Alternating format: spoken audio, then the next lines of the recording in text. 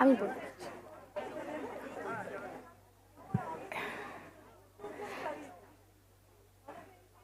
Debanjan, over to you. Thank you very much.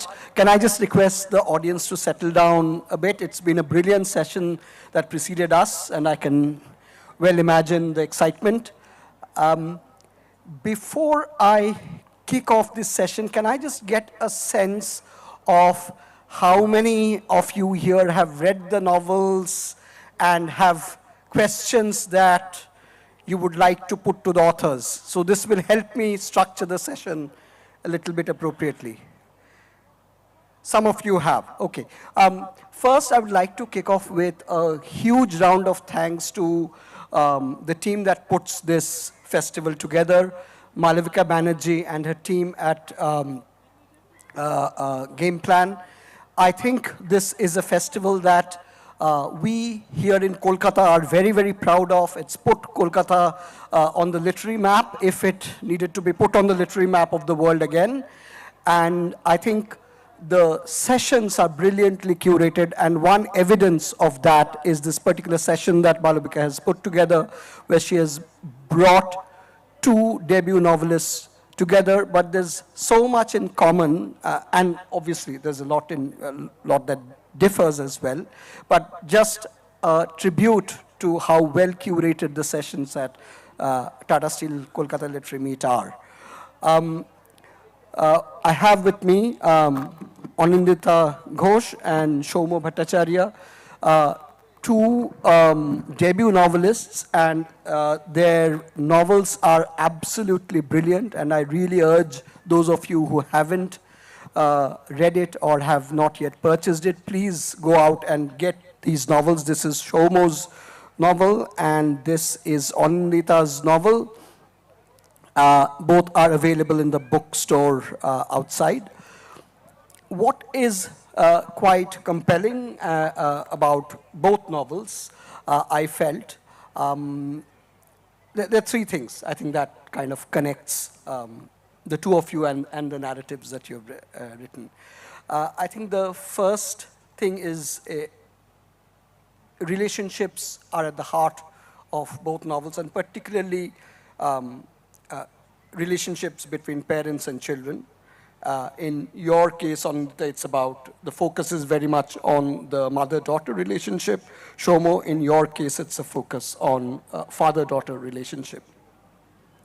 The second thing that I found quite interesting, that's common to both narratives, is that the narratives are birthed by death, as it were. So death, or deaths in plural.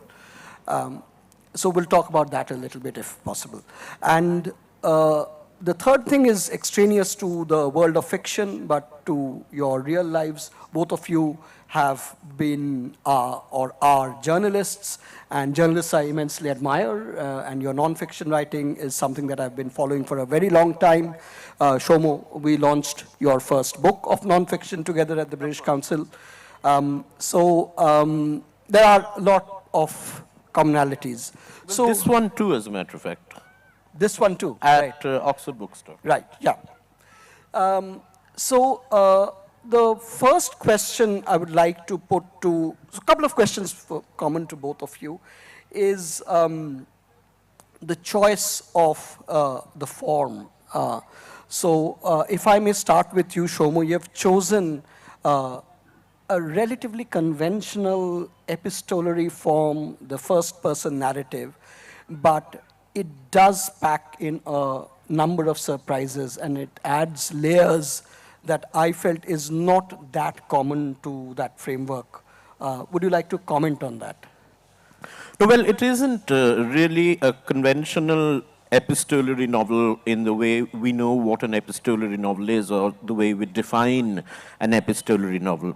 I think what I was trying to do here was to use the epistolary form as a sort of framing device.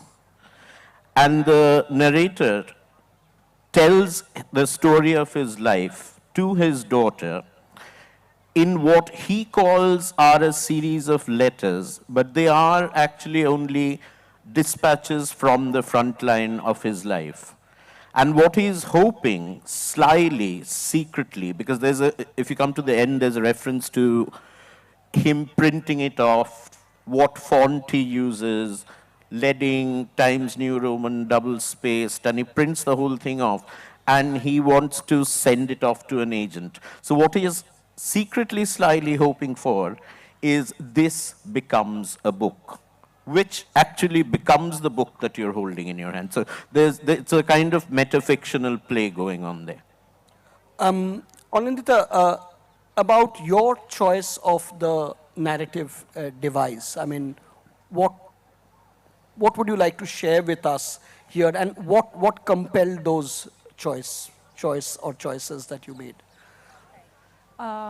So, I think the book is more popularly described as a book about a mother and daughter, but I do believe it's a book about, there's a constellation of women in the book, but since the primary characters are mother and daughter, and I kind of wanted each to have their own, narrative environment, it's alternating chapters by the mother and daughter.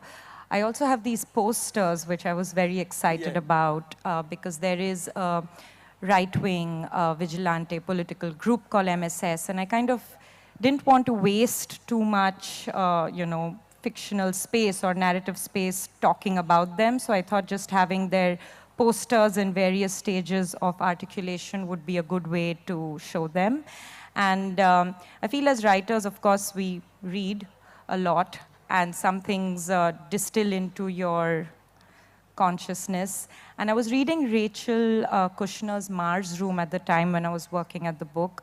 And I think that's one of the things we wanted to speak about. Like, you have to be so careful about your creative nutrition while you're writing, because you don't want to be swayed, you don't want to be influenced. Sometimes you're terrified of reading other new books, right? But I do believe we need to read, so, and she's an author I admire. And her book is set in this California women's prison system, and she had this one page of rules of dressing in the prison. She just had one page, but I really liked it, and I think that kind of made its way as posters in my book, yeah. That's a very interesting thing you touched upon, Anindita, that your consciousness of reading other writers, and in both your novels, they are very writerly texts, to quote Barth, and a lot of writers, past, present, make guest appearances in both the novels. So is there an anxiety of influence? Would you like to expand on that? And then, Soumya, I would like to come to you with the same question, because you deal with very different galaxies of authors, but they are very, very present in that sense. So I have three very overt references. The first line of the book is an homage to Virginia Woolf. There's Simone de Beauvoir and Audre Lorde. And I think they are such stalwarts that you cannot be embarrassed or afraid of even quoting them. Of course, it would be terrible to be influenced by other contemporary writers, but this is my first book, and they've been very influential, and I kind of wanted to, I don't know, just put them in somewhere, yeah. Soumya, what about the writers that pepper your narrative? They pepper my narrative because the narrator wants to be a writer. And as Susan Sontag once said, before we become writers, we are readers. And therefore, by being readers, we belong to the community of literature. So because he's an aspiring writer, though of course he does never become one, alas, these are the figures in his pantheon.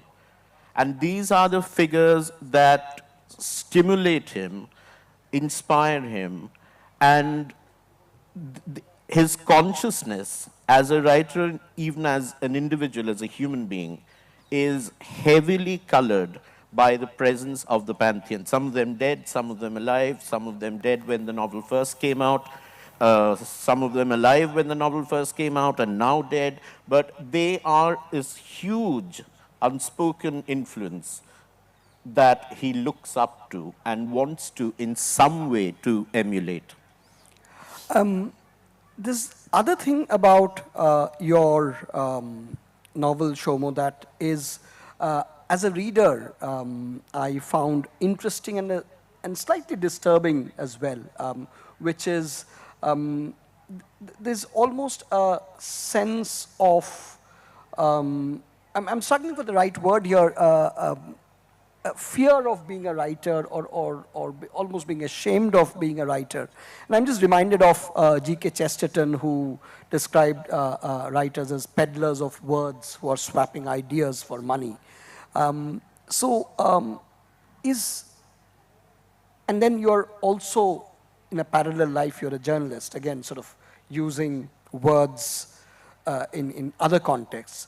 How does that kind of sit with you within that, not with you, with your narrator within that? I mean, is that, you know, no, the line between that I in your book and you as an author, does that sort of blur somewhere? No, I think the two questions there. Do you want me to go for both? Answer both.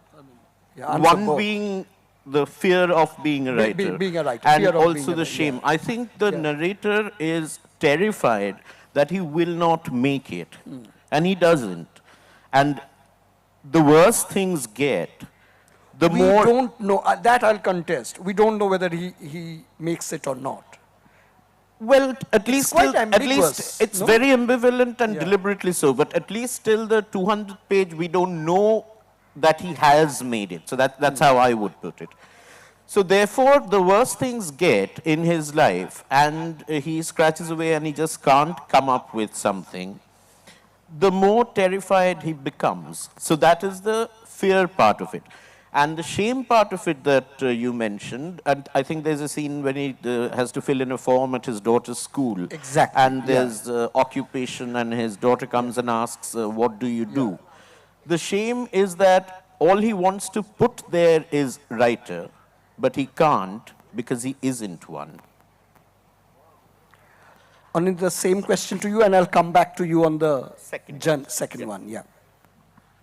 So, you know, I have realized that women writers get asked more if their books are biographical. I've been speaking about this to other writers, and I think it comes from some sense that women can't write from a place of pure creativity, that they can only write about what they've experienced.